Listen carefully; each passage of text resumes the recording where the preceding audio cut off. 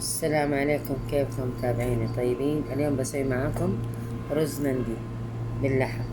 هذه اللحم وهذه البهارات الصحيحة والملح وهذا البصل، واحتاج لي موية كادي وصبغة الزعفران.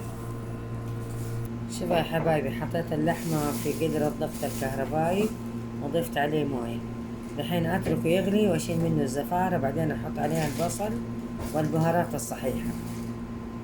شوفوا يا حبايبي، شلت منه الزفارة. دحين اضيف عليه اللي هو البصل والبهارات الصحيحة والمرقة الماجي. المرقة الماجي اختياري على حسب الرغبة، واضيف ملح، برضو الملح اختياري على حسب الرغبة.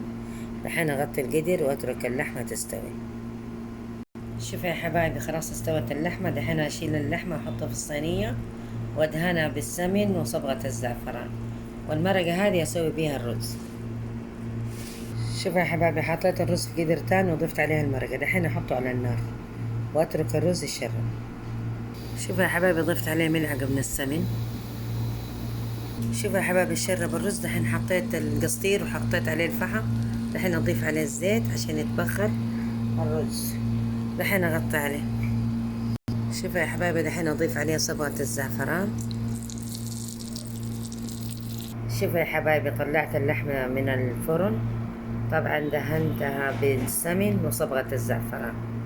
شوفوا ما شاء الله تبارك الله، شكله يشهي. خلاص الرز، شوفوا دحين طفيت عليه النار. شوفوا يا حبايبي، ما شاء الله تبارك الله، المندي باللحم بالعافية علينا. وهذه السلطة باردة، ولا تنسوني من الدعم واللايك يا متابعين.